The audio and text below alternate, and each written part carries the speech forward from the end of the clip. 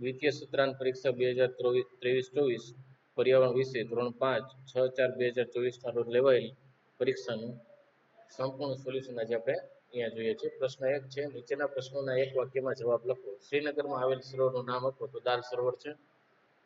ઊંચાઈવાળા વિસ્તારમાં લોકો ફરવા જવાનું શું કામ પસંદ કરે? તો ત્યાં તાપમાન ઠંડુ હોય ને પ્રકૃતિનું સૌંદર્ય માણી શકાય એટલા માટે. લદ્દાખના લોકો શા માટે ઉનાળામાં ફળો ઠંડુ તાપમાન હોય તો ફળો શાકભાજી સુકાતા નથી, ઉનાળામાં સુકાઈ જાય એટલા માટે ઉનાળામાં સૂકવે છે. પ્રશ્ન 2, નીચેના પ્રશ્નોના જવાબ 3-4 વાક્યમાં આપો. જ્યારે તમને તમારા પરિવારના કોઈ સભ્યના લક્ષણ સાથે સરખાવે ત્યારે તમને કેવું લાગે છે? તમને આવું કેમ લાગે છે? તો અહીંયા આપેલ છે. ત્યાર પછી એનો અથવામાં પ્રશ્ન છે, તમારી આસપાસ રહેલા જોડિયા જન્મેલા બાળકો વચ્ચેની સમાનતા અને જુદાપણા વિશે 2 વાક્યમાં નોંધ કરો. તો અહીંયા અજય અને અર્જુનનું ઉદાહરણ આપ્યું છે, એ પ્રમાણે લખી શકાય. ત્યાર પછી નીચેના પ્રશ્નોના 1-2 વાક્યમાં જવાબ આપો. આપણે ભોજનનો બગાડ કરીએ તો કયા લોકોને મહેનતનો બગાડ થશે? તો અહીંયા આપ્યું છે એ મુજબ લખી શકાય.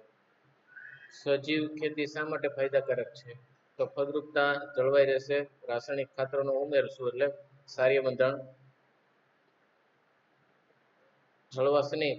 રાસાયણિક ખાતરો ન ઉમેરીએ તો જમીનનું ક્ષારીય બંધારણ જળવાશે. એટલે શેકીને ખાઈ શકાય એવી 2 વાનગી અહીંયા લખી આપી છે. પ્રશ્ન 3 છે, નીચેના પ્રશ્નો માટે 2 વિગત લખો. તમે ફૂંકનો ઉપયોગ કયા કામ કરવા માટે કરો છો? 4 થી 5 ઉપયોગ લખો. તો આગ ઓલવવા વગેરે અહીંયા લખ્યું છે. ફૂંક મારીને બીન વગાડી શકાય છે. હવા ભરીને હાર્મોનિયમ વગાડી શકાય છે.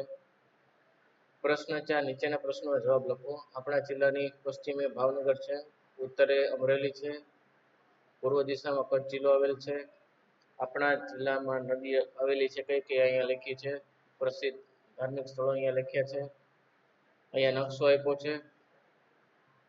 ત્યાર પછી એના અથવામાં પ્રશ્ન છે, લગ્ન પ્રસંગે તમારા મામાના ઘરે જતા પહેલા તમે કઈ વસ્તુ લઈ જશો? તો અહીંયા આપેલી છે.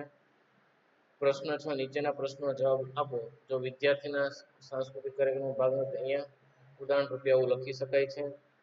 શું વરસાદના પાણી વગર પણ ખેતી કરી શકાય છે? કેવી રીતે?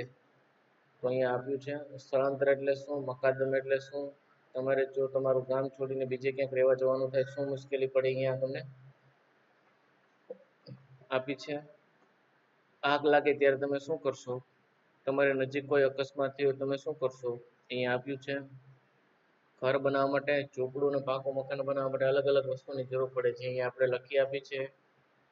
પછી કઈ સુટેવ છે, કઈ કુટેવ છે? તો શેઠ નોકરને ઓછા વેતનને પૂરા દિવસ માટે કામ કરાવે તો કુટેવ છે.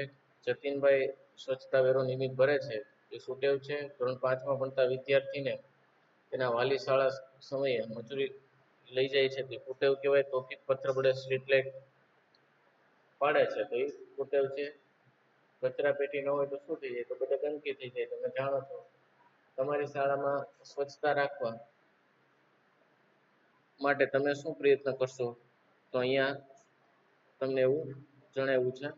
ત્યાર પછીનો પ્રશ્ન, ઘરે સ્વચ્છતા રાખવા માટે શું શું કરી શકાય?